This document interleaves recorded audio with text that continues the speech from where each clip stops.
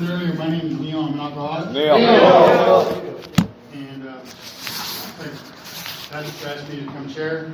I started coming to this meeting in May. I'm sitting over there next to Donut Dave. Haven't had a chance to meet a lot of you people. There's a few people on this side that I got to meet and talk with on a weekly basis. And so I'm going to let you guys get to know me for a little bit. I don't know about you guys, but when I first started drinking, I connected drinking with having fun. And I had a lot of great times in the first 5-6 years of my drinking.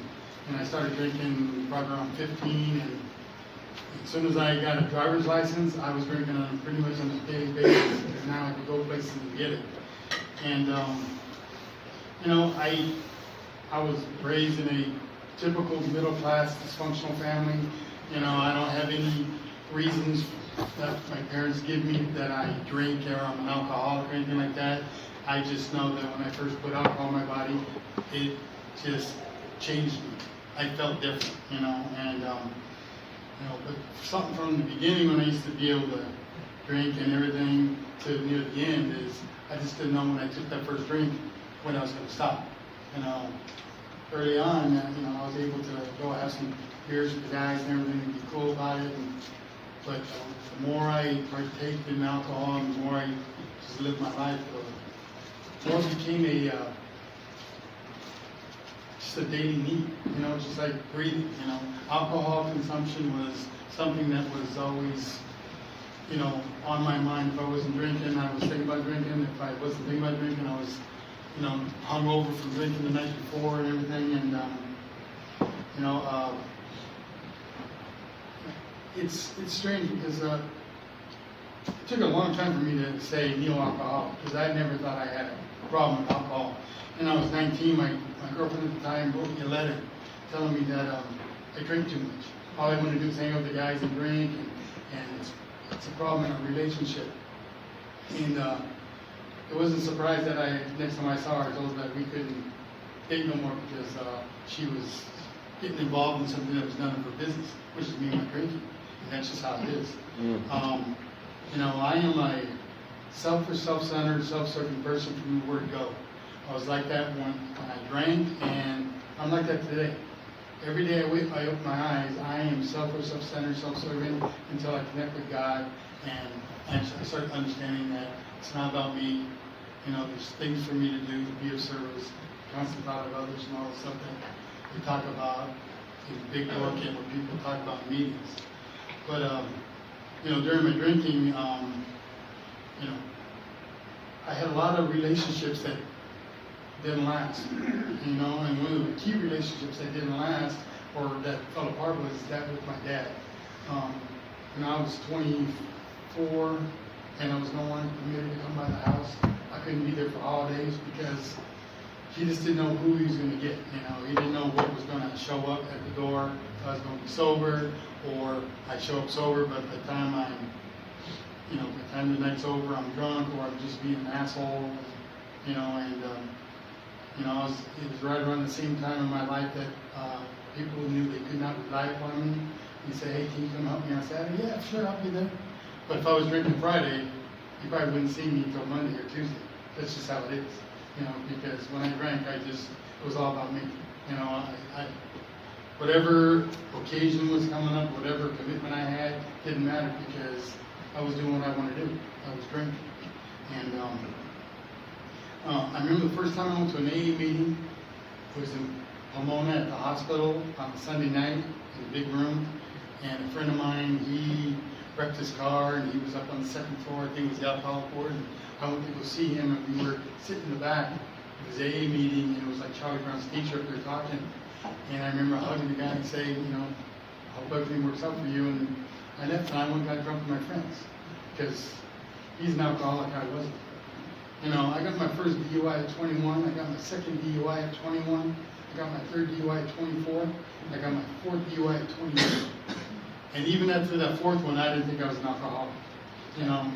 And when I was sitting in court and they were saying, you need to go to jail for a year, and I said, whoa, wait a second. Wait, I just drink. you know, and that's it. And I like to go places when I drink. Most of the time, sometimes I don't even know where I'm going when I got how I got here, because what I learned in sobriety was I used to black out. I used to tell people, I don't remember, I lost time.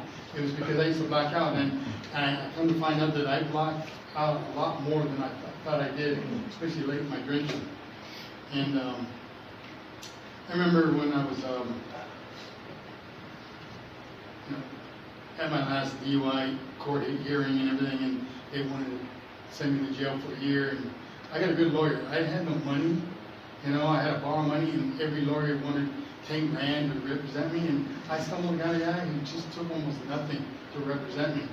And you know, that was the first time that after I got sober, that I saw that there was a God in my life, because, you know, I was like, I was screwed. I was going to go to jail because I didn't know what to do. But this guy, he got me out of the year in jail, but he got something that I didn't like doing.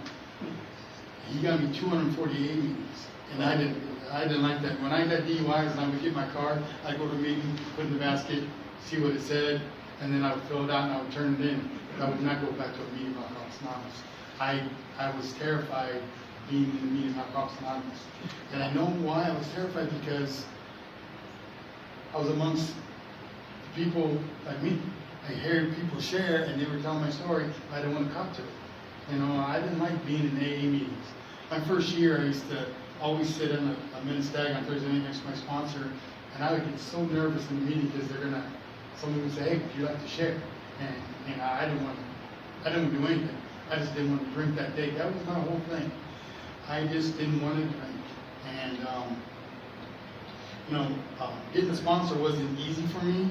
I used to go to meetings, and in Glendale, where I got sober, a lot of meetings had a break. You know, I tend to find meetings in the valley later on where you just go, no break, and go home. So I didn't have to worry about people bothering me during the meeting, saying, "How are you? How you doing? You know, here's my number, call me."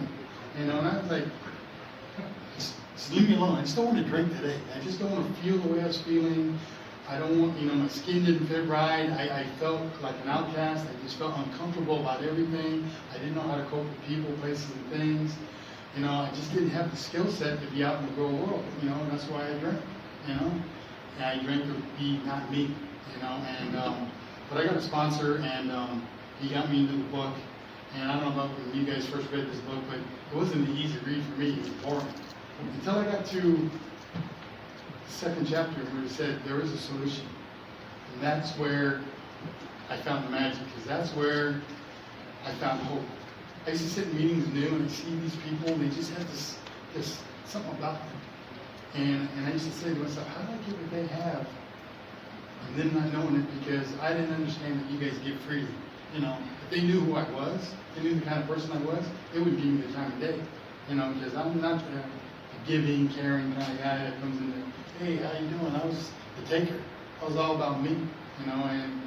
But I come to find out that Alcoholics Anonymous gives freely, you know, and they give more than it's giving me more than I deserve. Trust me, I know that for a fact. But I used to read that chapter over and over and over, because hope is what I craved, because I didn't have hope. You know, I used to drink till I passed out and come to the last 3-4 years of my life. And while I was drinking to pass out, I was thinking about how do I check out? How do I get out of this world that I cannot cope with?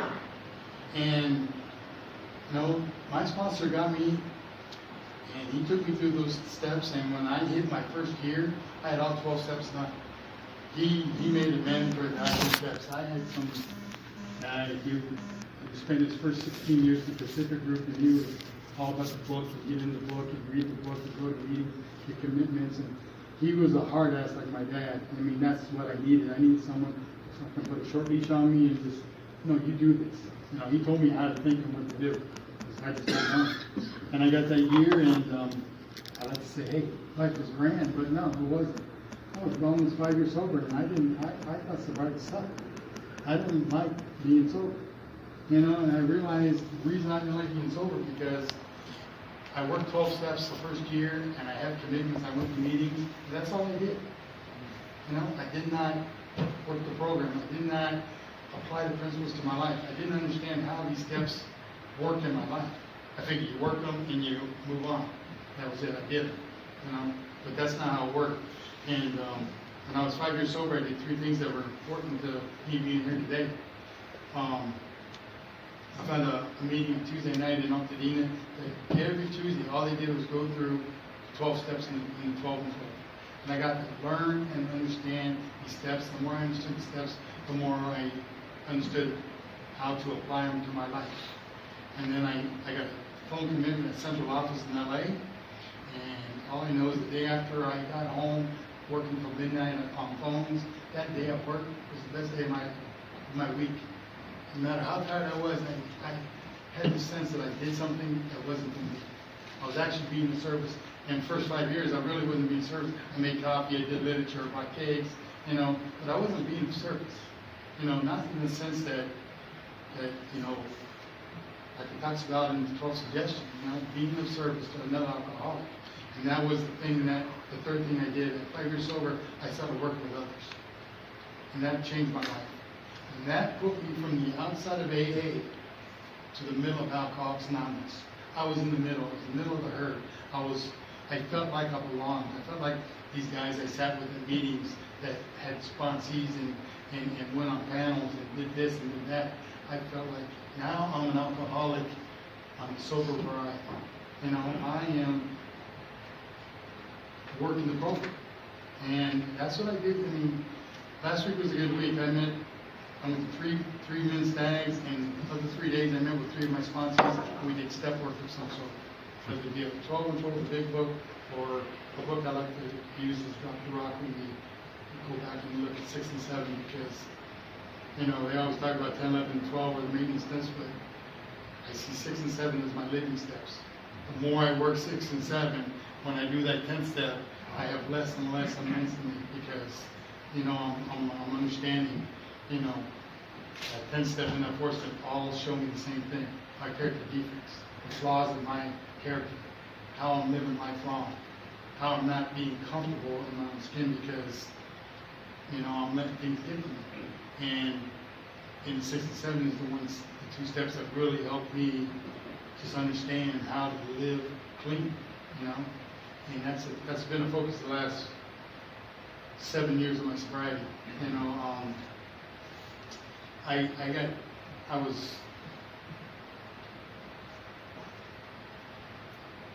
when I turned 20, I turned 50, and I've been a bachelor all my life, and I never had a serious relationship. And then shortly after that, I met a woman in AA, and you know, I got married for the first time, and we are over 4 years married today. She doesn't do what I do in AA. She doesn't go to as many meetings, stag meetings, and work with others, and get into the literature. And she's been struggling ever since COVID hit. She's been having a hard time staying on the path. And you know, at the end of last year and the beginning of this year, she went to a detox and rehab and came out. A week and a half later, she went back to a detox and a longer rehab to get her shit together. And she's doing pretty good, you know, except for today, the wheels came off. I was busy at work, and I kept getting these constant phone calls, and it was her. You know, she didn't drink, but she got into some medication that she's not supposed to get into, and she took more than prescribed, and then she took it more than prescribed again, and then, so, as it is, when I was home before I went to go pick up Dave to come here, she was trying to keep me from coming to my meeting, but this is where I need to be, because, you know, when I get home, I'm going to have to, you know, do what I have to do, you know, and it's, you know, I had to learn that I can't talk to her like some of my sponsor. I got to understand she's my wife, and I got to understand that I talk to her like she's a practicing alcoholic, because she is, you know, or an addict, or whatever the hell she's doing that day. And that's something that I had to learn in sobriety, and I had to learn recently, because you know, he put something in front of me, he's having a hard time, I get out the book, we start reading, we start talking, you know, we start talking about, hey, you understand God, you got fear of God, you have life power, that kind of thing. And with her, I can't do that. I gotta let nature take this course and just do what I do. I go to meetings, I work with others, I pray to God, and I be the example on a daily basis. And that's the last 6-8 months I've been going to different men's stags. I have 2 men's stags I go to on a regular basis. One is Saturday morning, it's my home group, and I'm in there right now. But I've been going to these random meetings for about 6 weeks, and I just didn't click with this one. And then I came here with David, and I had come to this meeting years back when it was in a little room. And I'm like, I've been to that meeting, I didn't dig it. Well, I came in May, and I'm like, no, this is not the same meeting. The guys in here, it's different. There's a vibe. I feel the message. I feel people who practice these principles all the time. I feel people, you know, we've got sponsees and sponsors in the same room, and I missed it maybe one time only, I think. And I've been here every week, and I look forward to this meeting just as much as I look forward to my Saturday morning instead. It's my home group, you know. And there's a lot of good sobriety in this meeting, and I love being here. And one thing I want to thank God for helping me find Alcoholics Anonymous. I want to thank Alcoholics Anonymous for helping me find God. I understand. Thank you.